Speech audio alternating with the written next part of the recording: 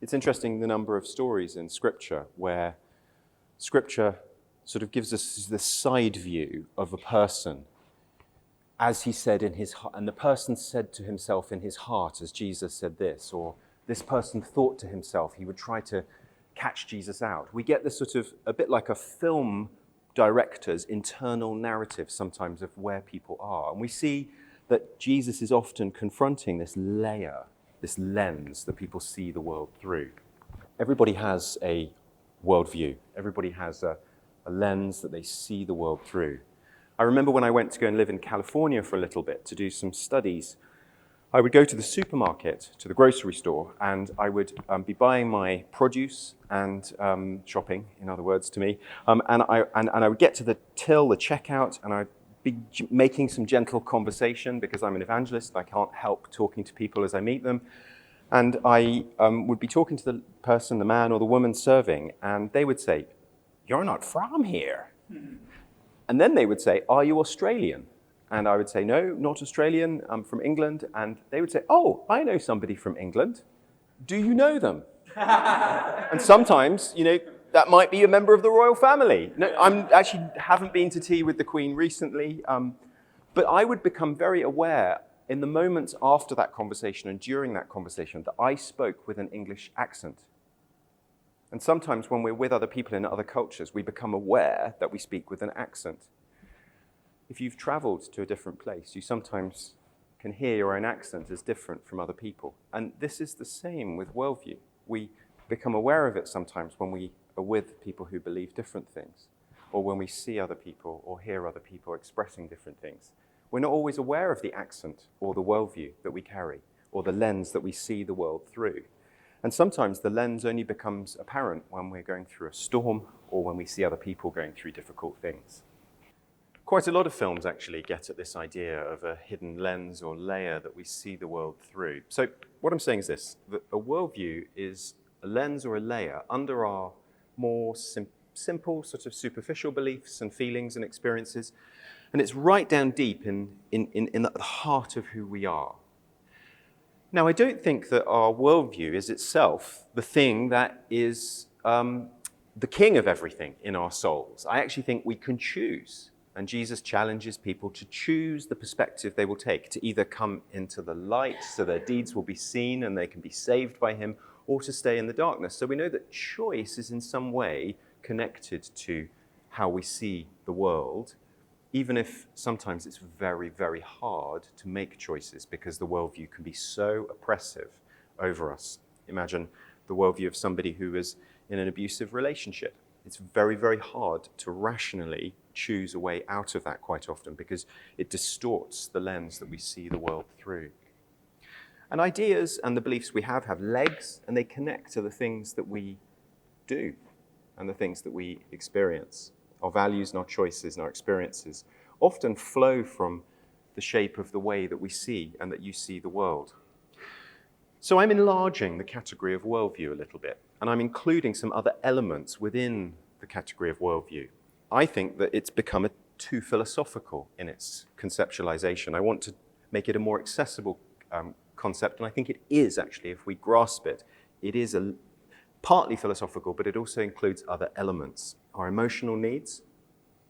It does contain our philosophical outlook, our big picture of the world, sometimes if we have one. It is linked to our spiritual state. And by that, I mean whether we are willing to come into the light and have truth revealed to us, and whether we are responsive to that journey of truth-seeking, or whether we are wanting to hide and wanting to avert ourselves and wanting to run from the truth. It also contains sometimes psychological barriers. And this is beginning to touch on what I was praying at the beginning.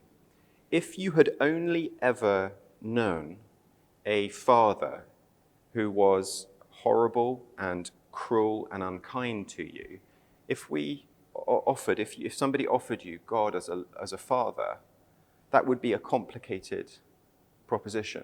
It wouldn't be just a simple thing. You'd have to perhaps work out the difference between divine fatherhood and earthly fatherhood. And it might not be a really easy thing to think through. It might be a hard journey. It also, I think, can contain our longings. C.S. Lewis wrote in the back of his book, Mere Christianity, I think some of the finest chapters he wrote on joy and on love and on hope.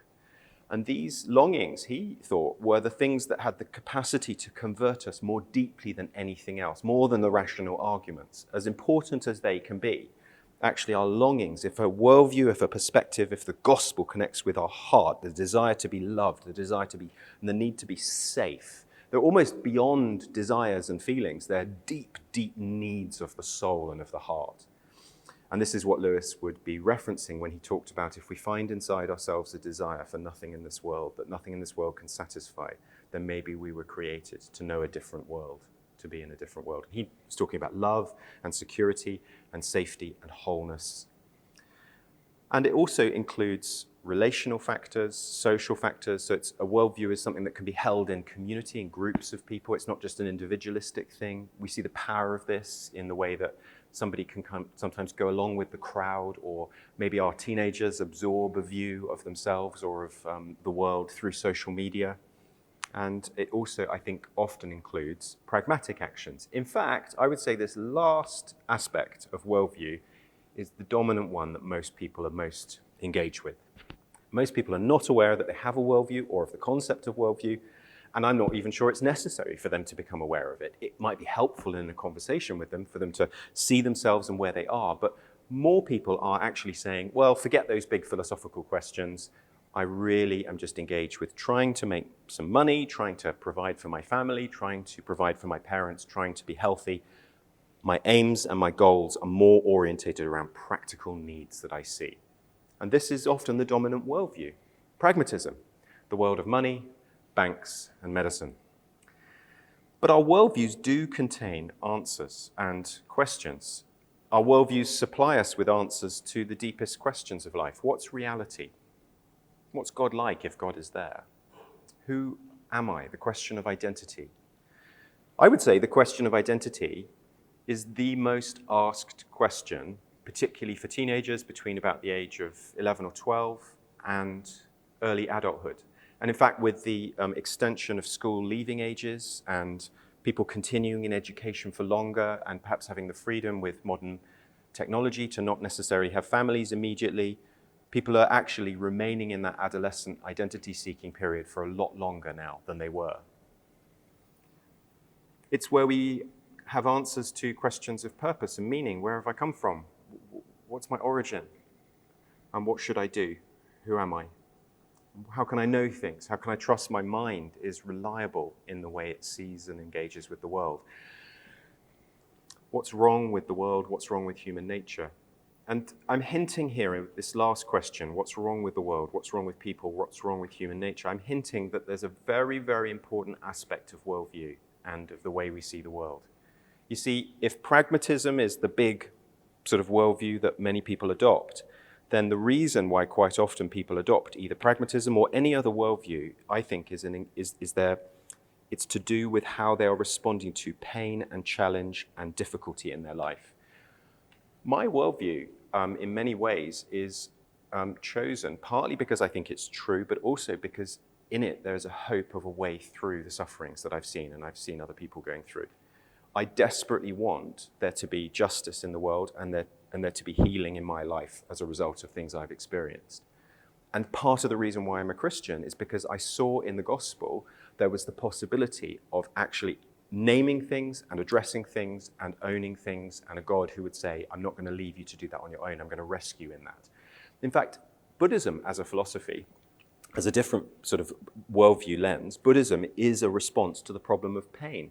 It's not primarily a religious system, it's primarily a response to the problem of pain. It was formulated by the young prince going, in the legend of it, going out and seeing various states of suffering, a sick person, a dead person, somebody who was aging. And it was formulated in response to those. And the Buddhist answer is, to the problem of suffering, is let's remove desire and let's move towards the detachment from the world.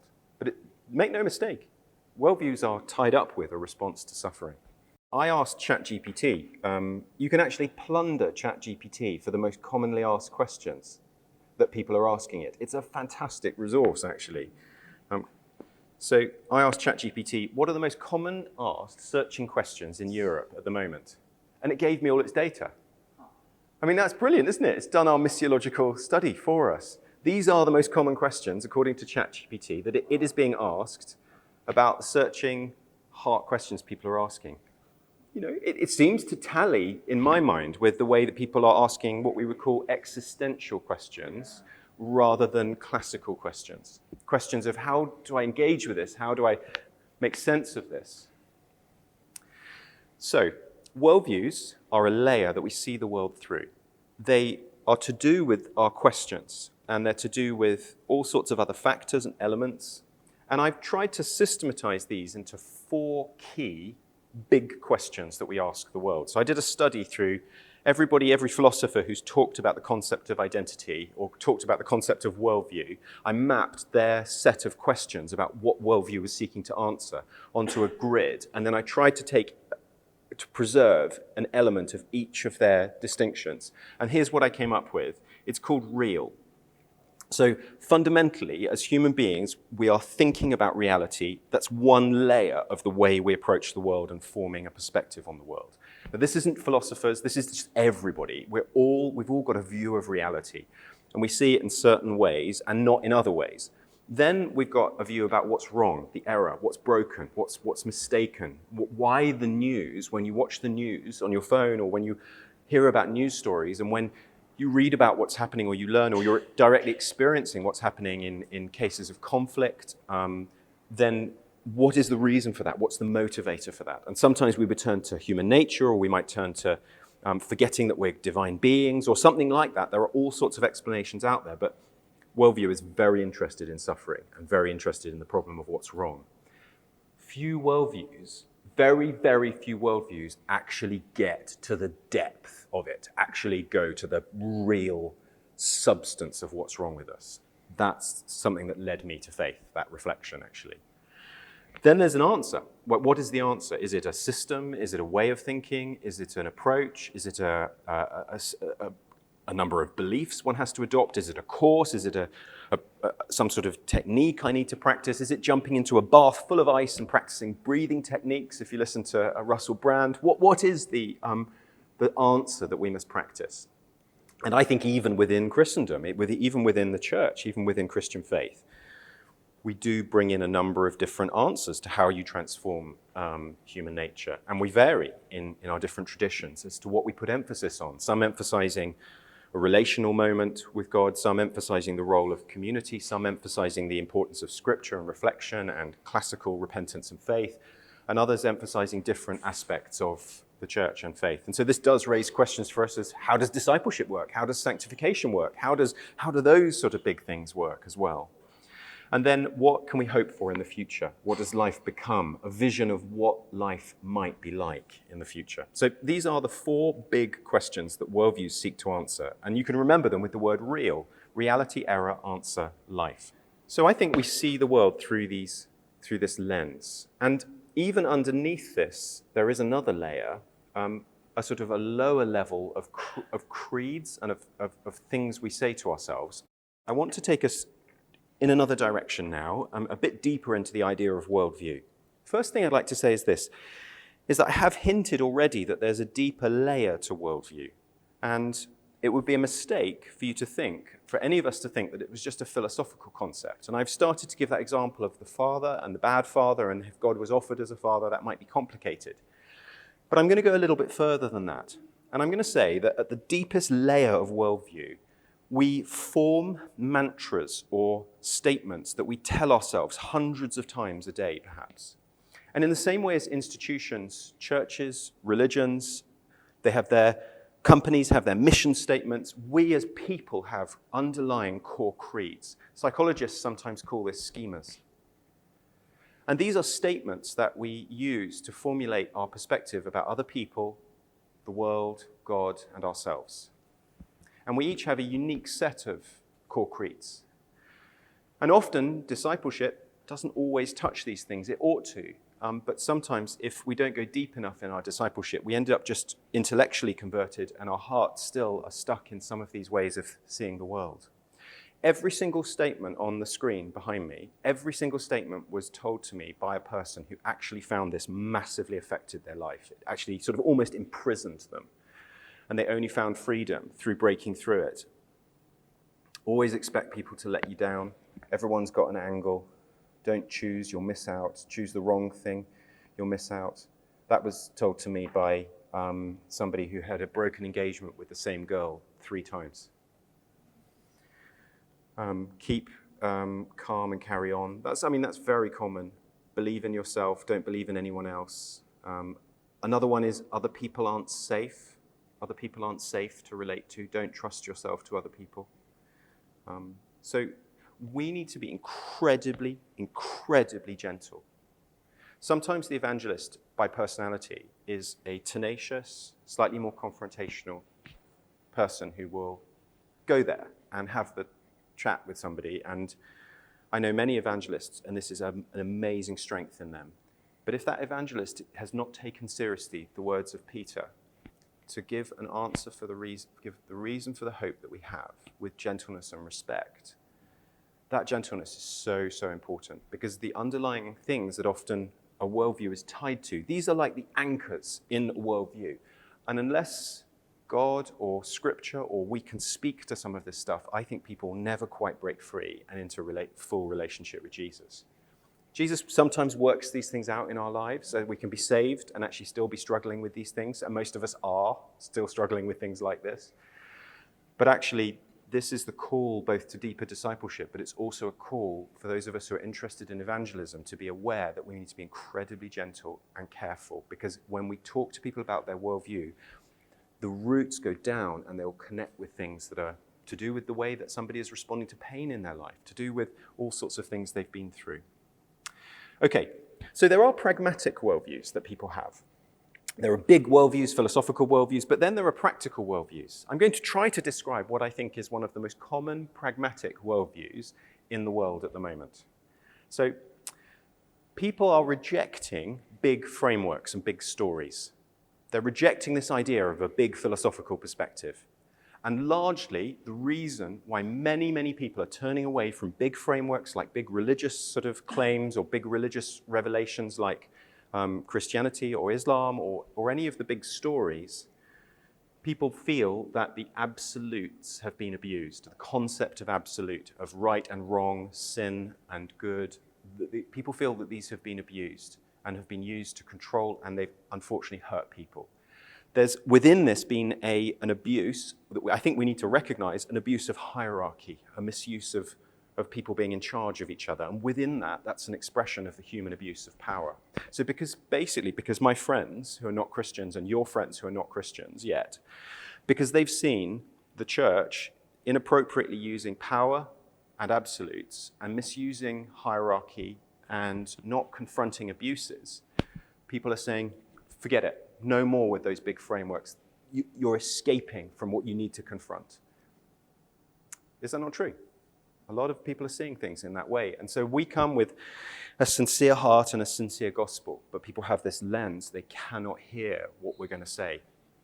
And so instead, people are abandoning the old story, which is a story where we put our hope in the God of the Bible. And they're putting that all together, that old story, with all of those abuses, all of those misuses of power. The old story doesn't have to lead to those things, but it is tied up as one thing in people's minds. And so they're binning it, they're chucking it, and they're moving away from it. However, they still believe in something. They haven't all become naturalists. In fact, many of the studies of Europe and European spirituality show that it's not that people are ceasing to be believers. They're just unchurched. The belief continues. So, for example, Grace Davies' work, Europe, the Exceptional Continent, she asks the question, why does in some ways the church seem smaller in Europe than in other parts of the world where the church is growing and flourishing? And she said it's not that the people have stopped believing. They still, actually, if you look, the beliefs are still there. A higher power, someone to pray to, someone to give you hope. But it's actually they haven't tied that in the same way to religious affiliation as it had in the past. And there are various reasons for that. The slowness of the church to change models that relate to people, the perception that the gospel doesn't relate and isn't relevant to people's lives, and also this situation feeds into it as well. And so what are people turning to? They're not turning to nothing, they're turning to something, and it's the search for the authentic hidden self. This is the main quest now that many people are in either an explicit way or in a quiet way. Look for yourself, your hidden self, reject those outside voices, love yourself, find out who you are. So the band Daft Punk, French electro band, I don't know if anybody else is a fan of French electro here, thank you. They sing a song called Within, and it was released in 2013, and they say this: there are so many things that I don't understand. There's a world within me I cannot explain. Many rooms to explore, but the doors look the same. I'm lost and I can't even remember my name. I've been for some time looking for someone. I need to know now. Please tell me who I am. Looking for someone, not something, not some system, but some person, yearning for some person to tell us who we are.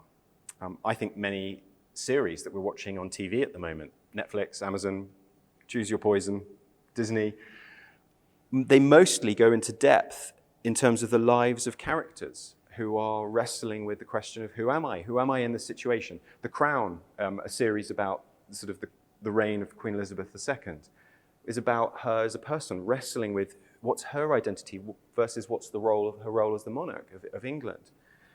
And other series like House or 24 or all of the different series that have gone from my mind immediately, but many of those series actually follow a single character or a group of characters. I think of Criminal Minds, I think of The Mentalist, I think of so many different series where it's essentially a character study of an individual who's trying to find and identify who they are in a conflicting and difficult modern world. And the advice that often comes from Steve Jobs and others is find yourself, it's there somewhere. Reject those outside voices, find the you that's hidden. For various reasons, I don't think this is the solution that should be adopted. My son became somewhat confused about his identity a few years ago. He deeply believed in some way that he was some sort of reincarnation of Batman. He's now 10. This is when he was about 4.5, 5. This is actually what he would wear to church every single Sunday morning for about 1.5 years. And he would climb up the side of the church on a Sunday morning. People loved it. And he was very committed and very serious about being Bruce Wayne and Batman. He once went to a children's club in the church, and I picked him up afterwards. And he wasn't wearing the Batman outfit. And they said to him, they said to me afterwards, they said, yes, Barney really engaged this week. We'd been inviting the children to pray for their friends at school. And Barney shared that he'd like the whole group, and we all prayed for his friend Robin.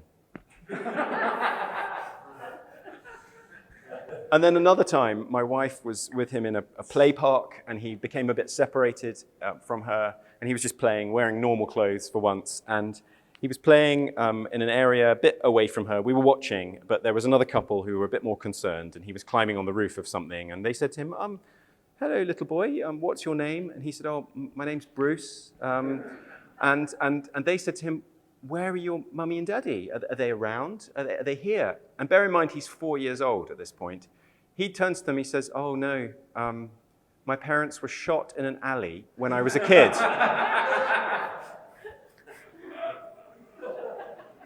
So without a reference point for the modern search for identity and the search for the authentic self, we can become a bit confused about what our identity is. And I think many people have become confused about where they can find a secure source of identity.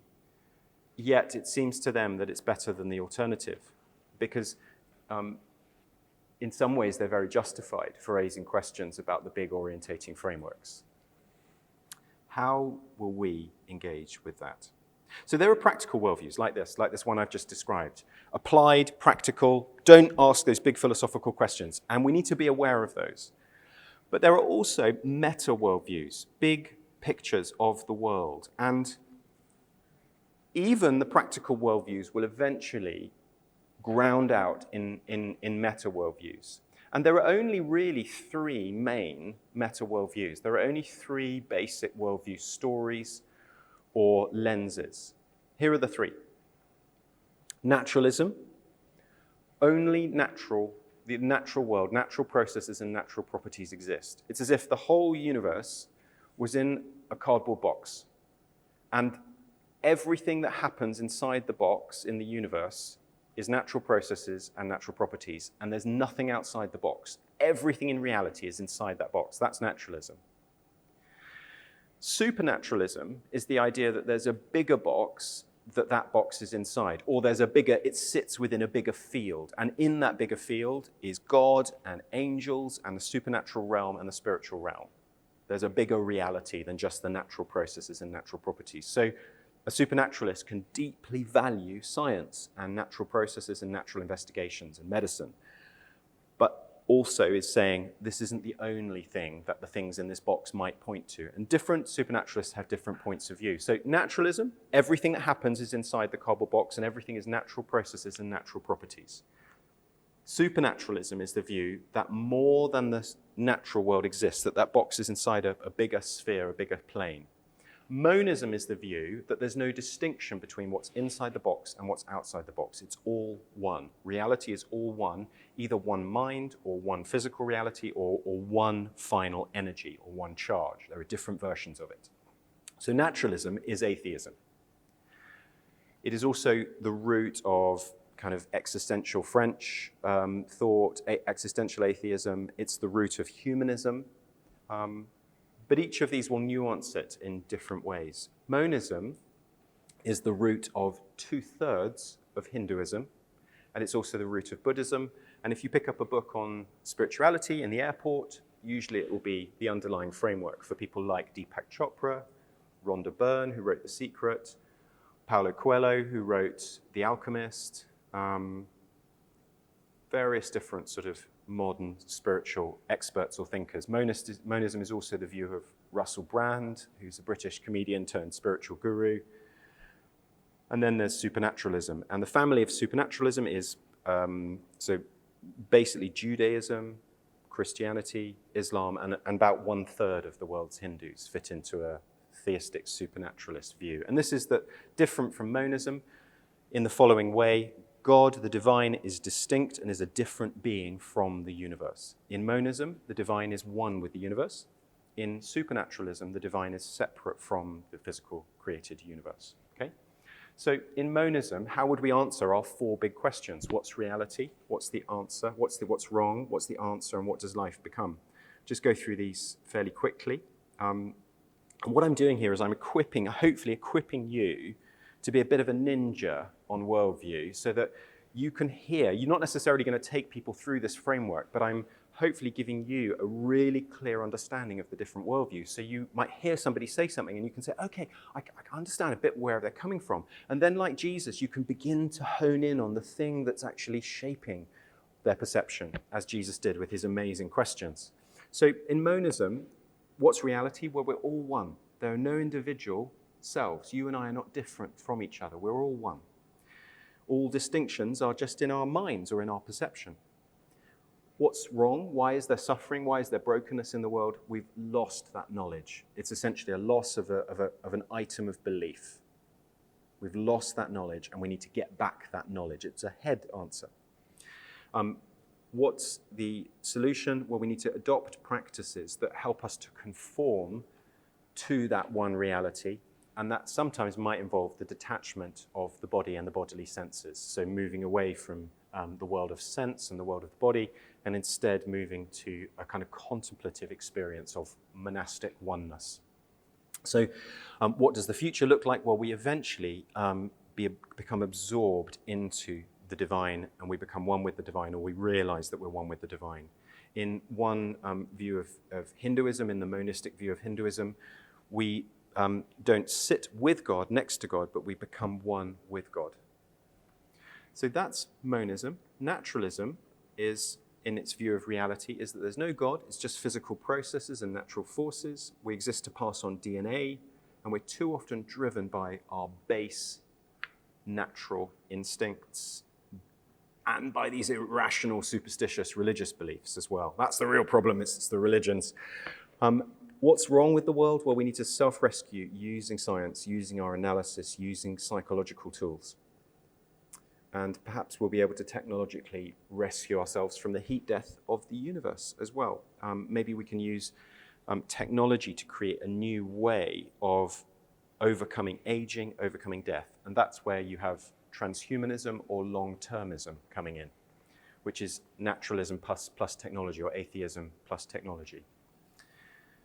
And there are more millions being poured into that than almost any other area at the moment in terms of researching philosophical ideas. Elon Musk is pouring millions into it, and so are a number of other people. Most of the major world's universities, they set up centers looking at that possibility. And then there's supernaturalism. So this is that the box of natural processes and properties sits within a bigger box where God is real and God might reveal himself in that box. So God is a loving family. This is the theistic Christian version of supernaturalism. God's a loving family, Father, Son, and Holy Spirit, who creates a world separate from him, creates human beings with the ability to love and have relationships and the ability to think and communicate.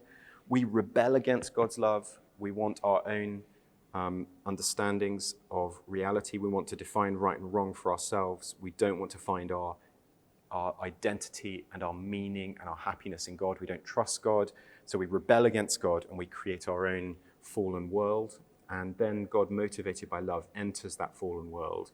In Jesus, he interrupts that negative sort of consequence of human history and overcomes it in the cross. And you see here, this is the gospel, right? This is core gospel proclamation. And actually, one of the things that was so exciting and surprising to me as I started to map out the different questions that philosophers were asking about worldviews was that actually they're asking questions about the gospel. What's wrong? What's reality? What's the answer? What can we hope for in the future? And the answer is not that we're just absorbed. It's not that our identity is lost by being absorbed into the one, but actually, you know God. He knows you. And there's a future for us, a renewed creation, and the end of suffering and pain. Okay. Now, as we sort out worldviews and as we think through worldviews with people, we need to help them to think through what the Christian worldview is. We need to help them to think through how they can go about having conversations about worldviews. And it's at this point that philosophers like me want to talk about how we use tests for truth of a worldview. Does it make sense? Does it tell it like it is? Is it livable? See, one route you can go here when you realize somebody has a different worldview is you can say, well, that doesn't agree with Scripture. Now, that sometimes will work. That will sometimes have traction in somebody's life. But in other moments, we see Jesus engaging with their thinking a bit more and opening the door to help them. And it's at this point we could say, well, does that actually make sense? Does that thing that you believe actually make sense? And Francis Schaeffer used to call this taking the roof off or finding the point where they're most open. And so we can have conversations and we can sort of map out and find out a little bit more about whether they're open to questioning their worldview, whether they're really open. And sometimes God will just break through that, but other times it can be a conversation over some years or some months where we open the door and we say, I really want to talk about these things with you. I'm really open to having this conversation with you.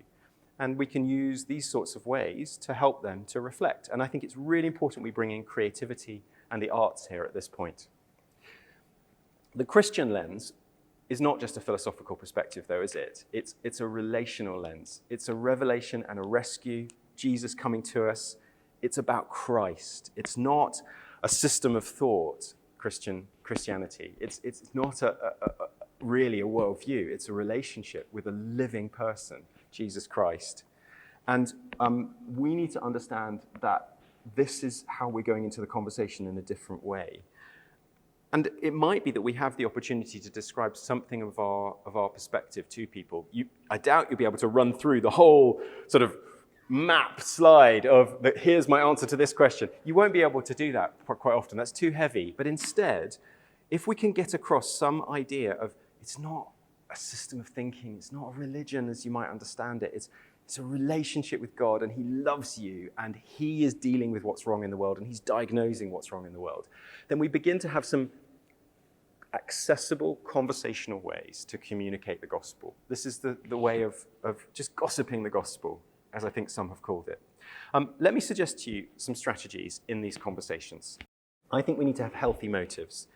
It's very easy to go into an evangelistic conversation needing to win and needing to be smarter.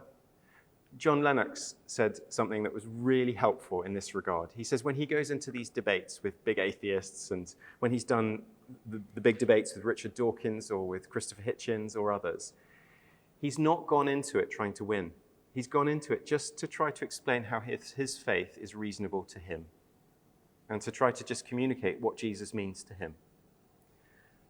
Now, it is great if we can say some useful things in the discussion, but don't try to win. Don't be intimidated. You're not in the conversation on your own. It doesn't depend on you. God just asks us to do a little bit in the moment he gives us with somebody. And God does a long journey with people quite often through their lives. And we can trust in God's sovereignty. The bit of the gospel, or even maybe the whole gospel, it'll be appropriate to what the person's asking. So we neither need to be holding back from giving people the gospel. We shouldn't be reticent or embarrassed about the gospel. We don't want to be ashamed of the gospel. Paul talks about how he's not ashamed of the gospel. So it's obviously a concern in him to not be sort of quietened or silenced by the fear of people and what they might think. And on the other hand, we don't want to vomit the gospel over people so that we're insensitive to the questions they're asking and the way they might need to understand it. We need to make sure they hear it and understand it, and it doesn't sort of just bounce off them. We also need to be praying because we need to invite God to unlock people inside. The conversations I've had with people that have been, I think, most helpful are the ones that are most bathed in prayer. And don't neglect prayer as you walk away from talking to somebody or as you are approaching to meet somebody and maybe talk with them about life. And do pray for opportunities. Paul talks about how he prays that they would be given opportunities to share the gospel and that God would give them boldness to share it in the moments that they're given to share it. Ask questions about how somebody sees the world. And it's quite helpful to ask questions about, so what is your view of like ultimate reality? Or what is your view of what's wrong with the world? Or what's your view of the answer to what's wrong with the world? I was talking to a couple of friends of mine a week ago. Neither of them are Christians. And one of them was saying, I don't like the police much. He likes drugs quite a lot, so that's probably why he doesn't like the police very much. But we were talking about things, and he was saying, I just think it'd be better if we didn't have the police. And I said, well, what about the fundamental problem of human nature? How will you...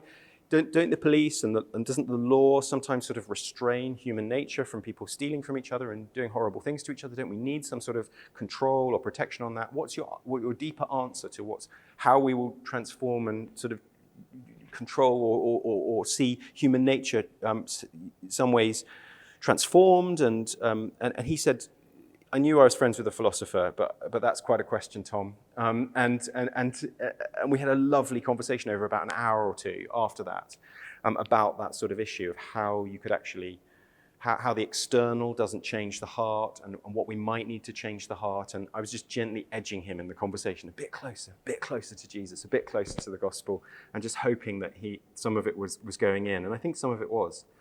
We can use illustrations and stories. You could use the idea of a lens as an illustration for worldview. You could use the idea of accents that we speak with as an illustration.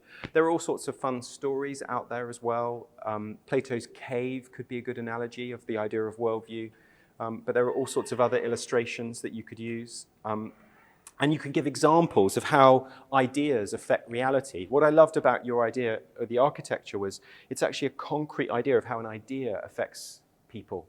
And giving examples of how ideas affect people in history as well is very powerful. In Europe, we know that ideas have an effect on people and the way that they interact with each other and what countries do to each other. Very, very big reality for us in Europe. And we can engage with culture and issues. Okay, so there are a few examples of some practical suggestions. Okay, what I'd like to ask you to consider now is a bit of a left field question, but I hope it's useful for you. Do we always want the truth? How can we find the truth? And I'm trying to get at something here, which is that we come into a situation of evangelism, sharing our faith.